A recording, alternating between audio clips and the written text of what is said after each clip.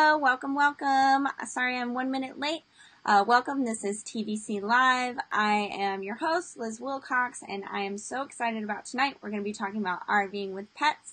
If you are watching the replay, remember to pop in the comments that you watched. Tell us where you're coming from and what you hope to learn. I'm really excited for tonight. We've got Linda Spradlin. She's been a member of the virtual campground for almost a year now, I believe. But first, I'm going to check the comments. Hey guys, super exciting that you made it. Everybody's already talking about their pets. That's great. Katie Lee says, and here's Liz. Yeah, everybody's been chatting in the comments before, but that is awesome.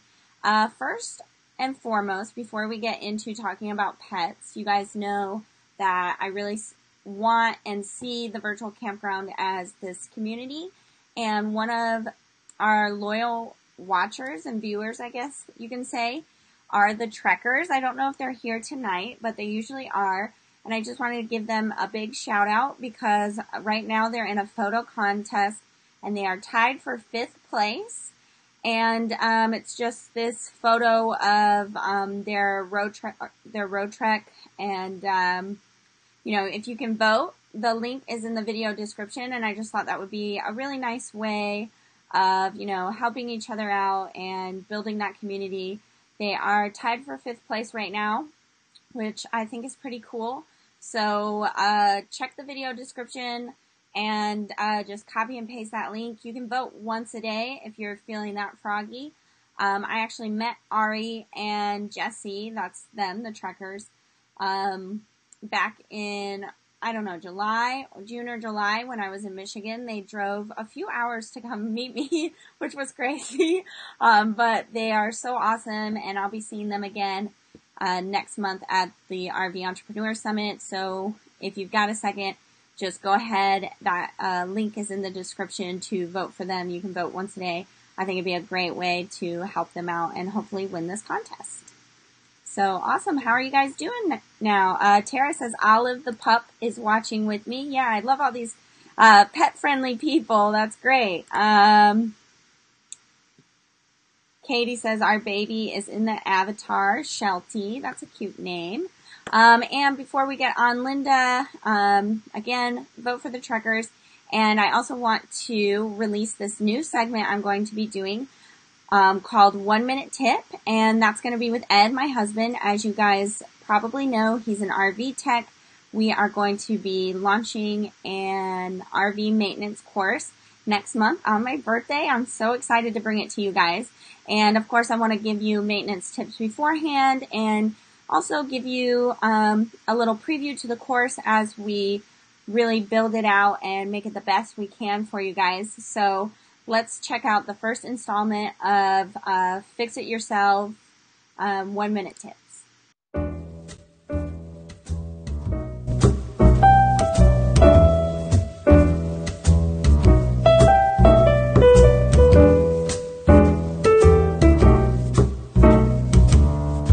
The element for your electric hot water heater looks like this. And all it is electricity coming in one end, running through the other, and it's just a high resistor. So what it does is this gets hot from just the electricity flowing through it, and then it heats up your hot water. Well, if you don't have any water in there, then it does this, which this one has been ruined, and you can see how the color has changed and all that. And this was from seconds of being on without water inside of the system. So it's something to think about. If you don't have water in your hot water heater, make sure your electric element is shut off. The screw-in type, which is this one right here, will use 1440 watts of power. Now, a bolt-on type, anything pre-1996 will be 1500 watts, and anything post-1996 will be 1400 watts. But this is drawing an extreme amount of electricity, so you need to be careful, because if you burn this out, then you can have more issues.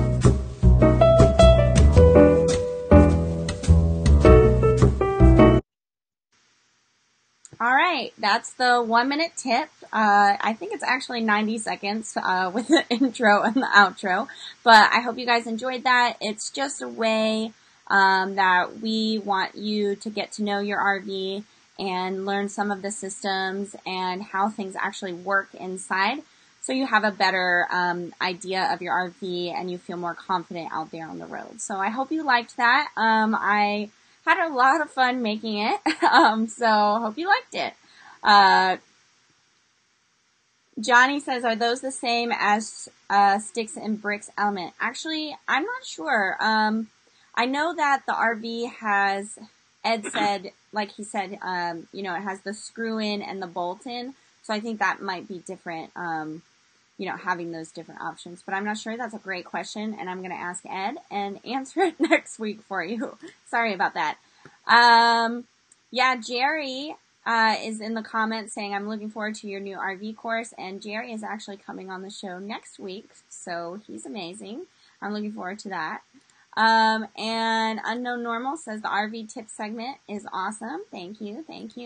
We are just really excited. Like I said last week, Ed has been working in this industry for the last year or so, and he realized so many people need, a lot of good information in one place, and that's what we're trying to do here for you guys. So, awesome. All right. So tonight, like I said, we are bringing on Linda Spradlin. She has been a virtual camper for almost a year, I think since May of last year.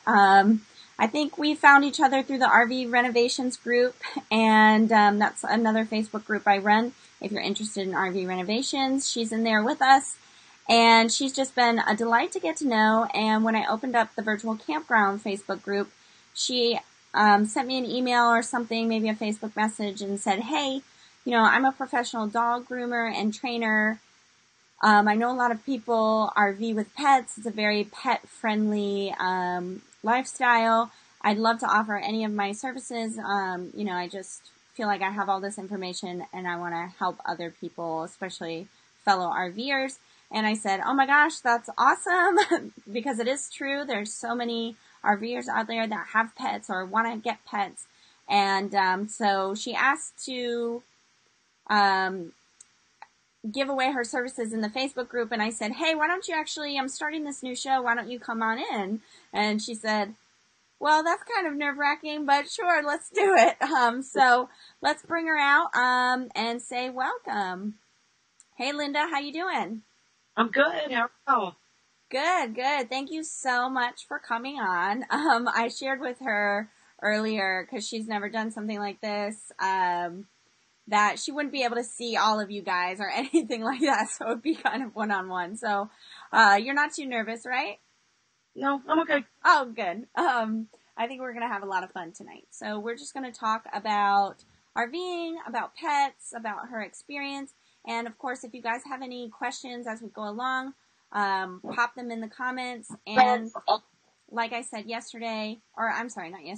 week, if I don't get to your comment, ask it again, because sometimes the comments go too fast and I can't see it. I know we haven't even gotten into it yet, Linda, but this question I have to ask. Exploring the Local Life says, have you ever groomed any cats? Yes, I have. It's not my favorite thing to do. All right, with that, let's start the interview. I was going to ask you just, what is your RV story? What kind of RVing do you do? And how did you get into it in the first place? It started with a true love of tiny homes, I think. And we ran across a 27-foot Class C that we could not turn down. It's perfect for us. And we've had that for just over a year. So every time we can find a way to get out there and go, we do.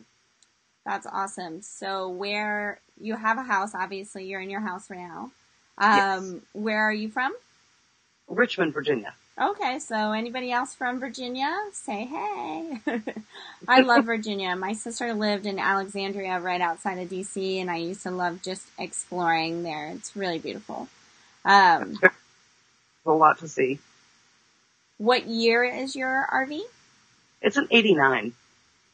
Oh man, I should have asked you to send me pictures. I love, now it makes sense why you were in the RV renovations group. Yes. Did you end up renovating it? I can't remember. We're working on it. Okay. That's more to Awesome. do, but it's good. I mean, Mm-hmm. it works the way it is, but we're still changing things. Yeah. I think the tank was on the water heater, so I was really paying attention. Oh, When really? you talked about it before. Yeah. That's awesome. Yes, everyone says, welcome, Linda, a classic rig. Good for you. So now we know how you got into RVing. How did you get into pet training and grooming? Because I know that's a fun story too. Well, my grandmother was a breeder, 100 years ago. I feel like I was that old. I started, cleaning kennels with her, when I was about 6. But when I was 13, my dad had a mobile groomer come to our house. And I watched her intently as she groomed our dog. And I ended up working with her for 2 summers and learning as much from her as I could. She was a mobile groomer, so I got to know my area a lot better too, and got to groom every kind of dog imaginable working with her. So I was professionally grooming by the time I was about 14, right before I turned 15. Wow, that's a long time. That's awesome. Well, that's awesome that you found your passion so early in life. I mean, at age 15, I was cutting pizzas. So glad not to be doing that anymore. Yeah. So that's really awesome. And I love that, you had the groomer come in and clearly, you liked it and it was great that you were able to nurture that. So that's awesome. So you must really love animals. Absolutely. All of them. All animals. Really? Yeah. What's your favorite animal? Definitely a dog. Oh, okay. I'm a dog person too. I'm a dog person and Ed is very much a cat person. Well, I've got 2 dogs and a cat. Oh, okay. So what advice do you have for people, for pets in general? Like, what are your, anytime somebody asks you for advice, what are your top tips? Oh, wow. That's really wide open. I'm all about rescue. I think spay and neuter is almost mandatory when you have an animal with you. It's better for their health to have them fixed. But before you pick out a dog, it's really important to have some idea how big the dog's going to get. Make sure it's going to fit in the environment you're offering. And find out whether or not that dog's going to have to be groomed, clipped on the regular, because that makes a dog a lot more expensive. And if you're not prepared for that, it can be very difficult. Yeah, I was going to ask about that with grooming, because I've always had really low maintenance grooming dogs. So what happens when you get a dog and you didn't realize, it needs to be groomed? What can you do? How can you learn more about what's proper for that pet? Most groomers are pretty fair about showing you how to do it yourself, and you can always go to YouTube. There's a YouTube video for how to groom absolutely any kind of dog you can think of. YouTube University, baby. Yep. I love that. So what do you think about when people are on the road and they're thinking of getting a dog or a cat, some kind of pet? What do you think are extra considerations that they might have to follow or think about? I think the main thing that worries me, and I know there are some solutions, none that I've been able to try yet, but I'm always afraid that they're going to get too hot if I have to leave them in the camper for any length of time. But I know that there are ways. Lots of solutions for that, yeah. So what kind of dogs would get hot? I mean, I know you're a groomer, so you must know which ones are prone to that type of thing. Well, pretty much any dog with a double coat, which is going to be like a German Shepherd, an Old English Sheepdog, dogs with a lot of hair. Mm-hmm. They're probably not optimal for the RV life for a couple of reasons. One, because they're going to be running in the woods. They're going to pick up gumballs and mud and everything you can imagine from the forest and drag it in. Not to mention the fact that they shed a lot, so you'll be cleaning hair out of your RV on the regular. So those are a couple of things to consider before you decide on a breed. Yeah, that's a good point. So, a little bit of a sad story. I had a dog for 12 years and she passed, over the summer. She was 12 years old. It was her time. I actually felt really good about it. And, but the funny part, this is a funny story, I swear. A few days ago, I told my daughter, oh, let's make a fort, and we were here at the dinette, and I brought out the blanket, and we laid under, and I got underneath the dinette, which is where the dog used to lay, you know. As she was getting older, she wanted to be alone, she would crawl under there, and I looked at my husband and I said, we really need to clean this carpet. It smells like Haley Bear down here, and she died, like, at least 6 months ago. Like, and he said, yeah. And now it's starting to get warm. We're in Tampa, so it's been really warm. And of course it gets warm in the RV. And every day I open up the RV, you know, after going out for the morning. And oh my gosh, it smells like dog in here. So yes, and she was one of those dogs that would shed a lot. So yes. Yeah, if you have a dog like that, on top of being prepared to groom it, you have to groom your RV constantly as well. Yeah. We were always vacuuming. Anytime I vacuum, even now, it smells like dog hair. You know, gets less and less, but yeah, it's definitely a thing. But we've got a lot of questions coming in. Before I forget to answer them, we can just jump right into those and I can come back to mine. Is that okay? Sure. All right, cool. Just Keep RVing says, do you know what is the best dog for traveling, or what would be your opinion on that?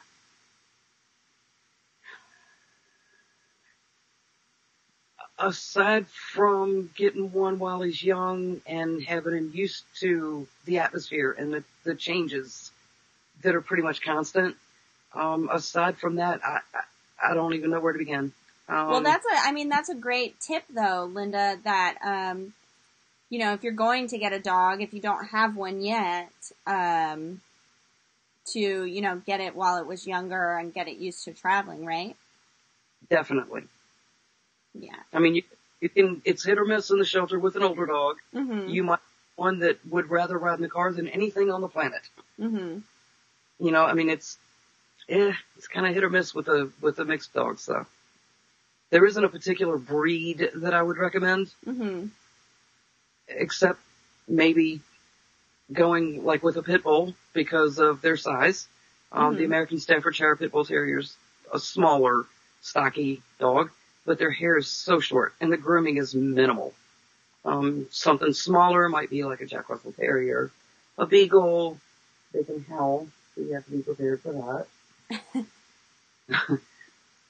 There's so many choices, so many breeds. Yeah, of course. And I think for me, you know, if I was to get a dog again, it would depend on my travel style. Right now we're stationary, so I would need a very lazy dog. My dog was perfect for RV life because she was very lazy. She was a mixed breed. She was some kind of bull mix.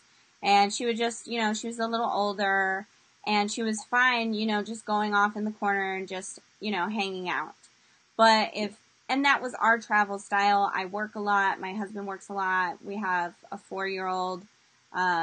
So the only time we really go out is to do stuff for her. But I think if I was a young couple, not doing much, something like that, or I'm sorry, that was doing a lot, you know, I could get a more active breed, you know, maybe like a hunting dog. Or, you know, one that likes to run a lot. I know I'm also an ultra runner, so I know a lot of runners that, you know, have certain kinds of breeds because they just run with them, you know, huskies, yep. Things like that. So I think I think that question really depends on your traveling style. You know, if you're like me and you want your dog, but that's the same in a house, and you want your dog, you know, just by your side all the time, then, you know, find a personality that's going to do that. Or if you're outdoorsy and you want your dog everywhere with you, you know, maybe get a German Shepherd or something that wants to be outside and exploring. So that's a great question, though. A lot of people are talking about, of course, nail trimming. Do you have any tips on how to trim your pet's nails? Yes. There are YouTube videos that'll show you to look at the underside of the foot before you ever clip the nail. And it almost looks like the underside of your nails. It's hollowed out. And as long as you don't go past where it's hollowed, you're safe. You're not going to quick the dog. There are certain clippers for nails that have a security guard on them, so you can only take the tips of the nails off. If you're completely not comfortable clipping the dog's nails, you're afraid you're going to hurt them, I can relate. I understand that.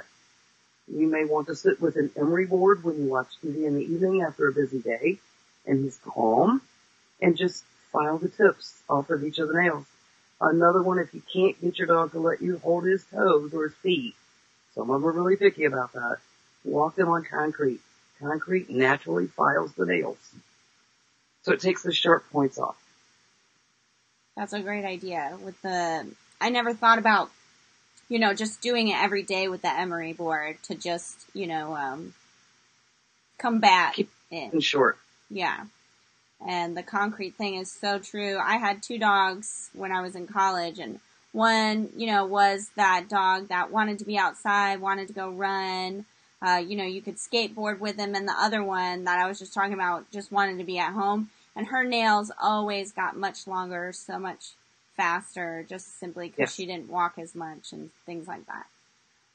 Kimberly asks, I'm not a cat person, so I don't know what this is, but she says, thoughts on using Feliway? Did I pronounce that right? Feliway. It must be she says, thoughts on using it in an RV for calming my cat. It must be some kind of calming agent. Mine is a rescue and scared of most everything here in my sticks and bricks. I'm actively downsizing now, and I just can't imagine not taking him with me. So I guess, any tips really on how to keep a cat calm that's naturally scared? I strongly recommend the aromatherapies, the essential oils that Jackson Galaxy has. I mean, essential oils work as well for animals as they do for people, sometimes better, because animals don't have any expectations. But there are calming essential oils that work really, really well with cats. And some with dogs as well.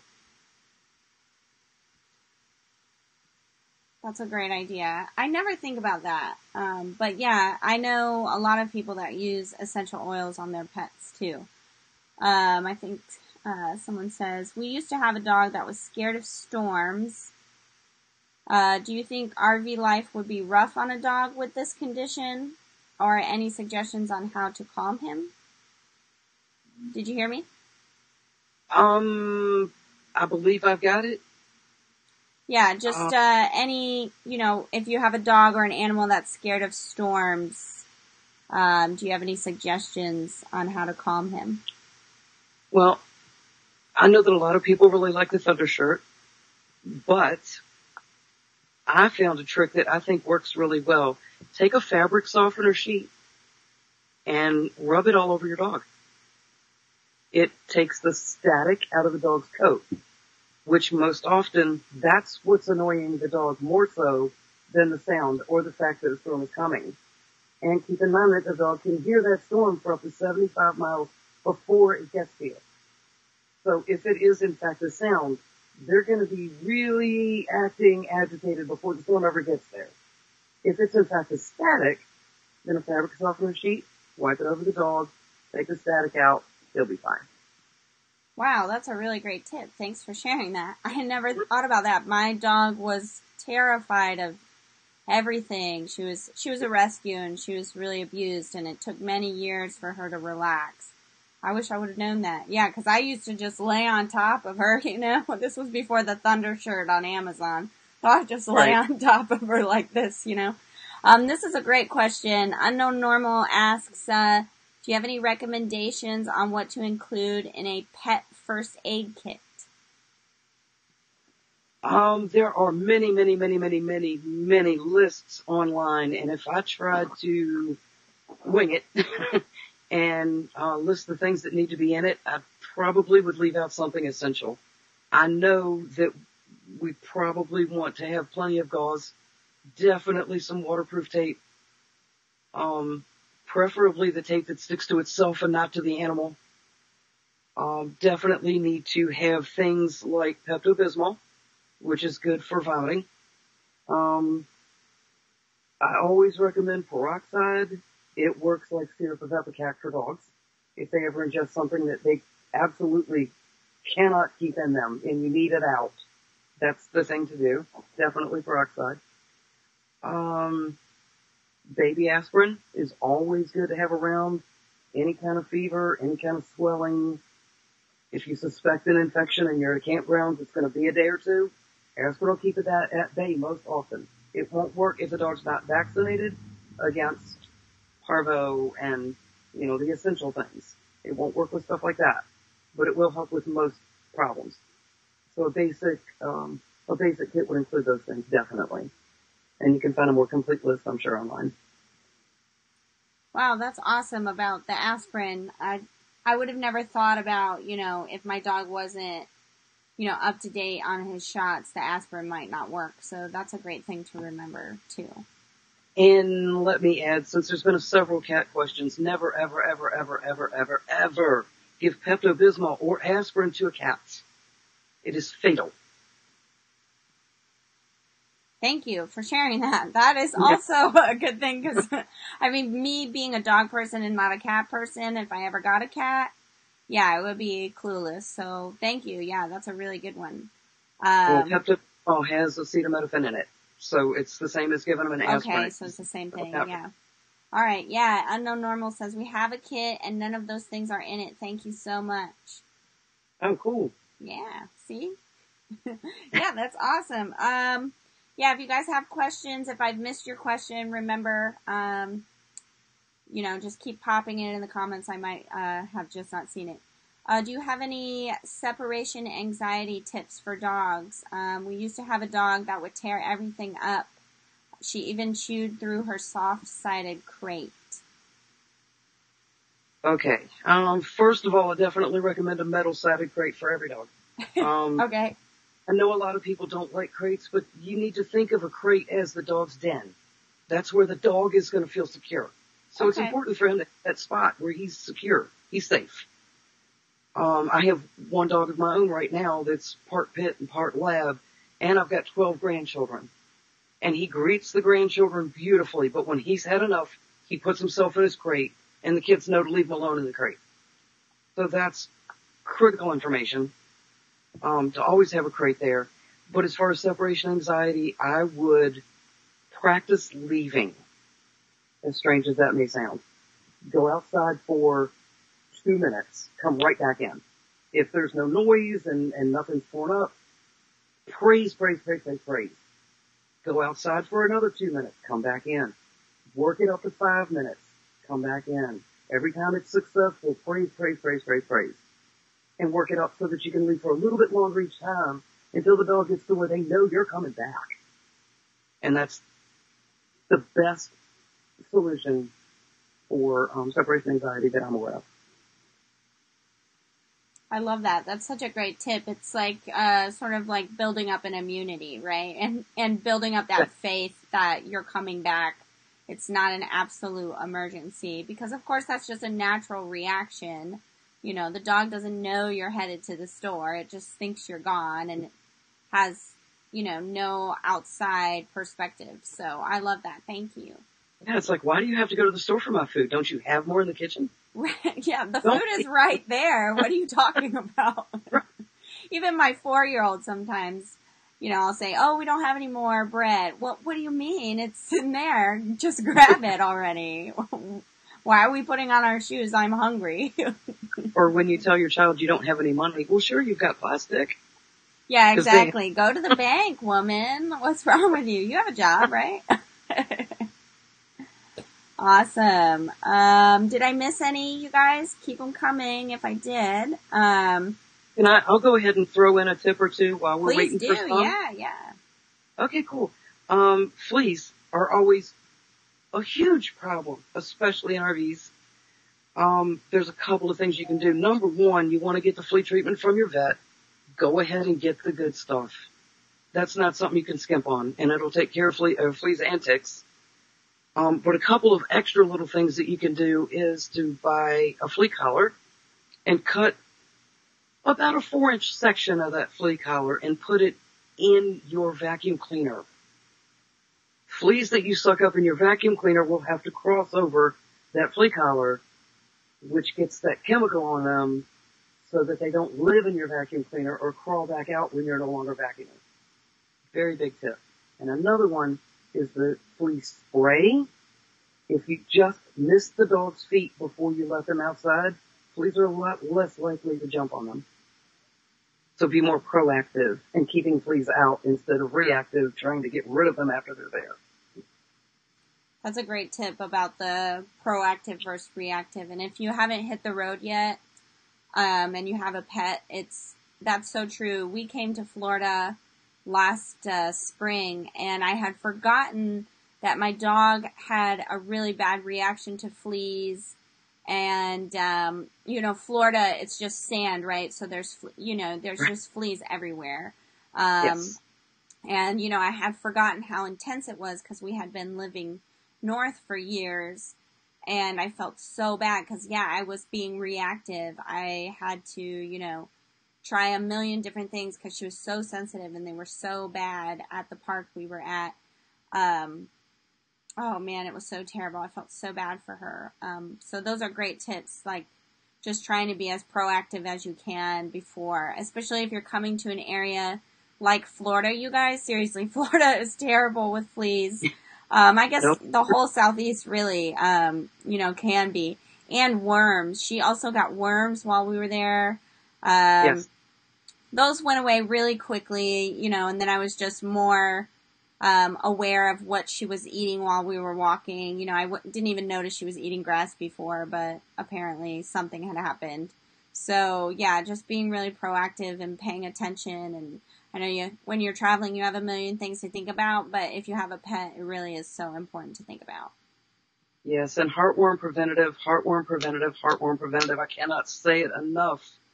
Treating heartworms, they give the dog poison. And it's a very delicate balance between enough poison to kill the worms without making the dog too terribly sick.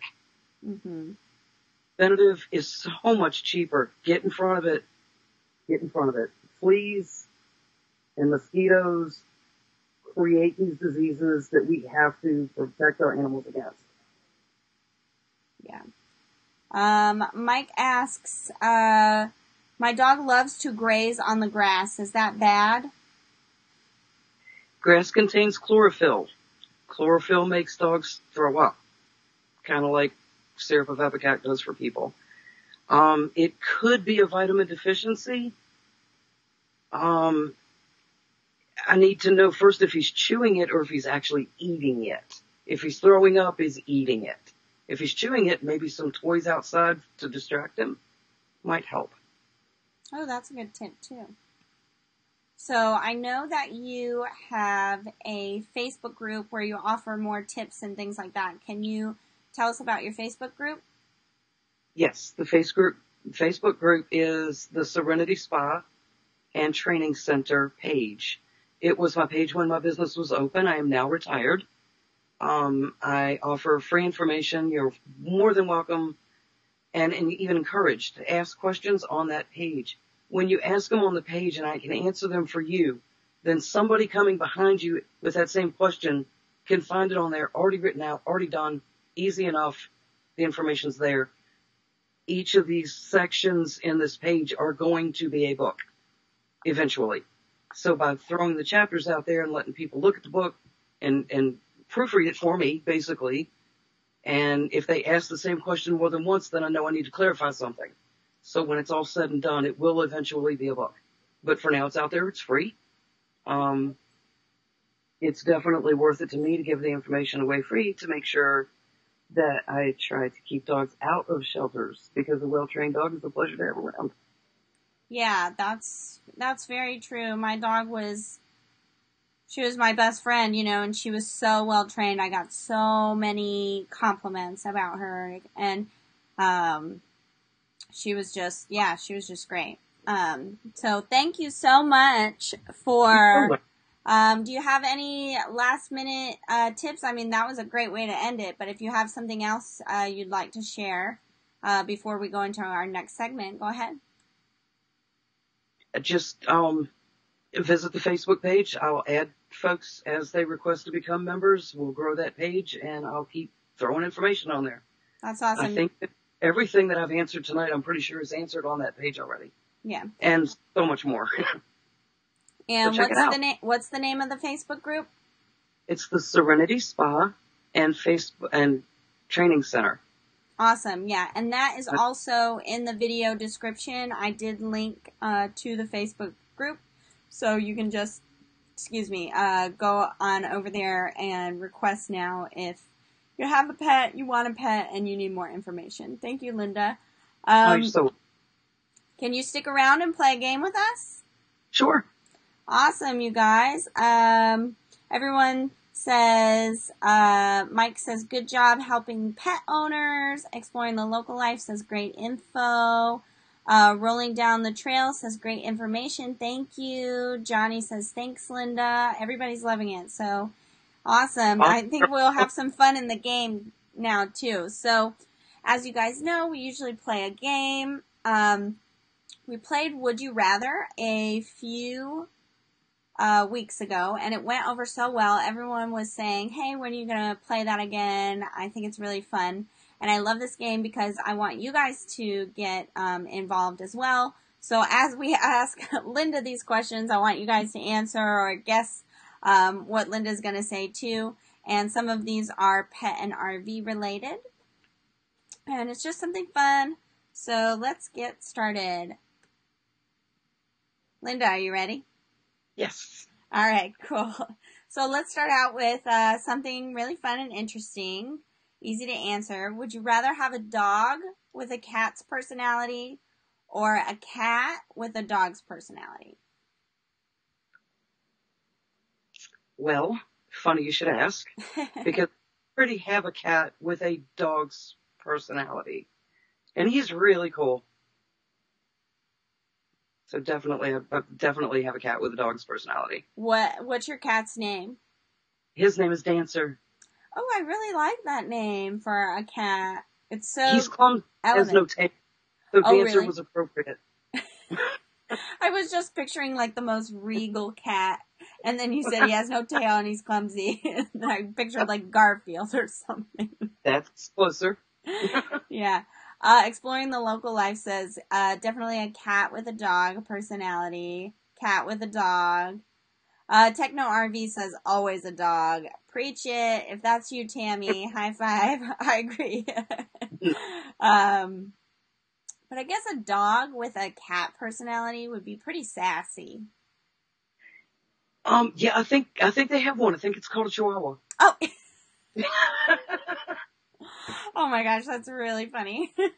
That's so true. Oh my word, my sister has a Chiweenie, so the best of both worlds, right? That small Chihuahua personality, but that also like really super needy wiener dog, and that dog is very cute, but I can only take her in small doses. And oh, that's funny. All right. Here's a good one for RVers, especially, I think. Would you rather have free Wi-Fi or free coffee? That's not even a question for me. It's got to be the Wi-Fi. Oh, okay. Are you a coffee drinker at all? I have a cup now and then, but I put cocoa in it. So, yeah, it's my special cocoa coffee. That sounds good. Yeah. Jamie says free Wi-Fi. Okay, these are RVers for sure. Everyone is blowing up Wi-Fi, Liz, duh. Yeah. I wasn't sure, people that love coffee are pretty strong about it. But I guess, Oh, see, exploring the local life. Jessica, I knew you would say coffee. She's the only one that's saying free coffee. She's a coffee lover, we'll say. Someone says free Wi-Fi, then I can afford to order the coffee. That's true. Heidi says Wi-Fi if it's high speed. She's got stipulations on this. Would you rather? That's funny. All right. Let's see. So, would you rather stop training dogs or never RV again? Ouch. Yeah. I would hate to give up either one, but it would have to be the RV because the dogs are my life. Yeah, I figured you would answer that because you said, you've been working with dogs since you were 6, right? Yeah. Oh, back to the coffee thing. Somebody put up a good point. I can make coffee, but I can't make Wi-Fi. Very good point. Excellent point, for sure. That is so funny. All right. Oh, this one is really funny and interesting and weird. So, of course, I had to ask it. Would you rather fight 100 duck-sized horses or 1 horse-sized duck? With or without my dog? Ooh. Which one do you think your dog would be better at? Fighting the... My dog would have a blast with the million small. Definitely. And tell us about your dogs. Let's take a break. I forgot to even ask. I know you have 2 dogs, right? I do. So tell us about your dogs and we'll go back as the comments come in about the horses. Yeah, I've got a pit lab mix. Okay. Jakey's 8 years old. He has a thyroid condition, so he's just a pet. His brother Gunner is a German Shepherd mix, and he is certified service. So he goes everywhere I go, always. And then we've got the cat with no tail. The cat with no tail. They're all It's a ragtag gang over there in Virginia. Let's go back to the comments here. Jamie says, 100 tiny horses, comma, maybe. She's having a hard time with this one. She's like, I don't know. Does size matter says a horse-sized duck. And I love this one. Mike the mailman says a horse-sized duck, more and bigger drumsticks. Yeah, baby. I like the way you think, Mike. Wow, me too. Way to go. Exploring the local life says, they were debating the answer, her and her husband. So she's asking what was the question again. So it was 1 horse-sized duck. So a giant duck the size of a horse, or 100, duck-sized horses. So 100 horses that are tiny. Discuss. I can't. They're about the size of a duck. Yeah, that's so funny. All right. So here is a fun RV one. So would you rather never have to empty your black tank again, or wherever you go, you always have to help your neighbor park their RV? I'm going to help my neighbor anyway. Always? Oh. Well, we'll be neighbors then, because I've never driven the RV, so I think you might regret that decision if I was your neighbor. We might be out there till dark time. I can get in there and back it up, or my husband can. We can help you out. Oh, okay. Oh, see, Linda is just such a lovely helper, y'all. Unknown Normal says park the RV. It's a muse so I can get to know your dog. That's all it is. Yeah. If you have a dog, I'll help you. Mike says help your neighbor. It's the thing to do. Johnny says park the RV. It doesn't stink. Marnine says never dump for sure. Does size matter says always help my neighbor. Y'all are so sweet. I was like, never dump the tank. I was like, this is easy. Well, I'm doing both of those already. Yeah. So last but not least, this is another fun pet one. Would you rather have a giant hamster or a tiny rhino? A tiny rhino. Because that's something nobody else has. That's so unique. Yeah, I read that because of course I just Googled these questions, right? I only made up a few of them, but I was like, ooh, a tiny rhino, especially if it was tiny, like, you know, like some kind of lab or pit mix, like your dog, Oh, I think that would be a absolutely. great size for a rhino. I would RV with that, wouldn't you? Oh, geez, Mike is killing me. He said, the hamster better meat and easy to cook. Somebody get Mike a sandwich, you guys. Must be starving over here. Yeah, I think, Mike just hit the road a couple weeks ago, I think. So he's probably starving because it's so crazy starting to travel that he's forgotten to eat or something. Unknown Normal says, who the heck would want a giant hamster? That's hilarious. Rhino all the way. Tiny rhino. Techno RV responded to that comment about the giant hamster. Can you imagine the size of their teeth? Ooh. Oh, no. Yeah, I didn't even think about that. That's hilarious. No way to the giant hamster, Marnine says. Can you imagine the running wheel you would need? You'd have to put it in a trailer behind your RV, right? Like, it would have to be its own thing. I don't know if it's big enough. Could it, like, pull the RV? Maybe. I don't know. Yeah, maybe the giant... Well, you guys, listen. So you could get a giant hamster and get your electric so that the hamster on his giant wheel just powers your rig. So you never have to pay for parking again. Yes, generate your power. There you go. Exactly. Yeah. Trekker says a tiny rhino, but he's picturing a, like, pocket size. That would be cute. Like, that would be adorable. Like the size of a cup or something. Like imagine this was a rhino, how cool you would be at the campfire. Yes. I'd have it in a little carrier with me everywhere. What would you name a tiny rhino that's pocket sized? You'd have to name it like Goliath or something ridiculous, right? Yes, definitely. Linda says all the fashionable ladies will be carrying around their tiny rhinos in rhinestone purses. Yeah. I'm glad you guys are having fun with this, 'cause so am I. Someone says, who needs solar with a giant hamster? Exactly. Exactly.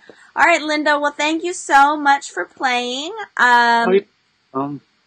And, we really appreciate you. We look forward to that book coming out one day. In the meantime, we're going to go to the video description and check out your Facebook page. Again, thank you so much for all that information. I really appreciate you and your time and for being an awesome member of the virtual campground and, just for offering to do this in the first place. Thank you so much. You're so welcome. Everybody, you're so welcome. Please hit me up on Facebook. I will answer more questions. Awesome. Yeah, but not about tiny rhinos, please. All right. Thanks, Linda. And you just hit the hang up button now, okay? Sure. All right. Thank you very much. Thanks. Bye. Awesome. That was so much fun, you guys. Thank you so much for participating in the comments. I know that sorry about that.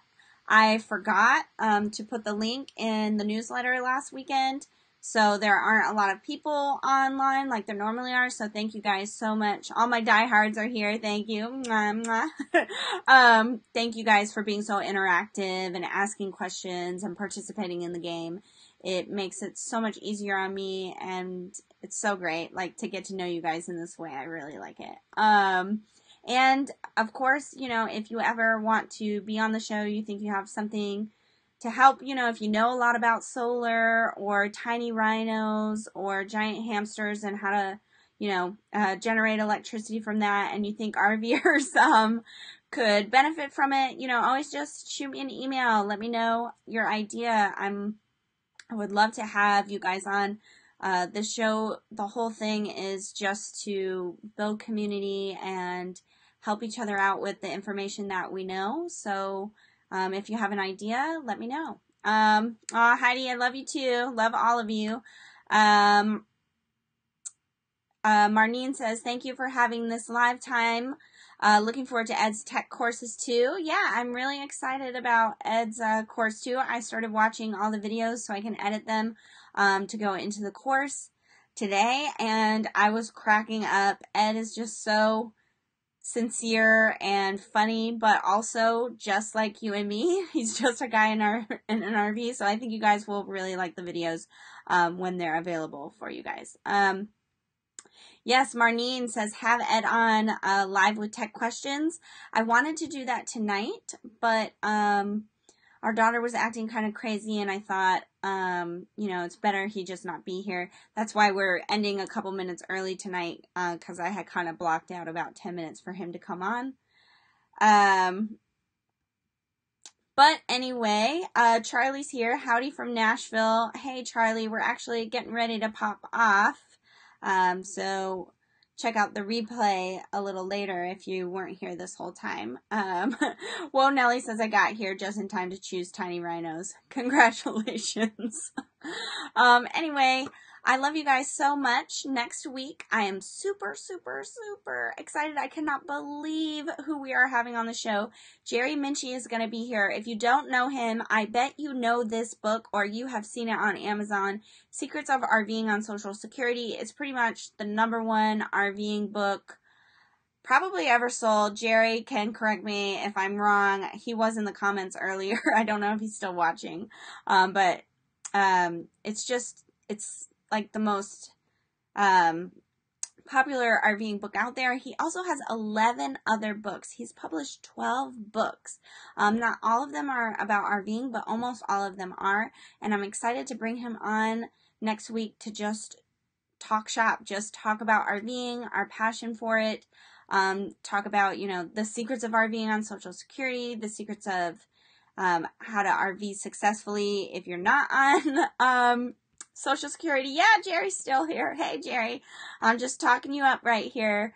And I actually met him at the Tampa Super Show I guess that was last month, and it was really great to meet him. He, as you can see from his profile, he's got a wicked amazing hat. I can't wait for you guys to see it in real life. But anyway, I'm going to let you guys go. Thank you so much. How's that for a wrap up? Thank you guys so much for checking out. Oh, and remember, you guys, right now, we're ending 5 minutes early, so you have time. Check out the Trekkers. They've been in the comments the whole time. This is their picture. They're hoping to win a photo contest amongst some different RVers. And if you go to the video description below, you can just copy and paste the link. You can vote for them. If you're feeling froggy and really lovey-dovey, you can vote once a day. They are tied for 5th place right now, and I would just love for us to be able to help them out in this competition. So thank you guys so much, and I will see you next week.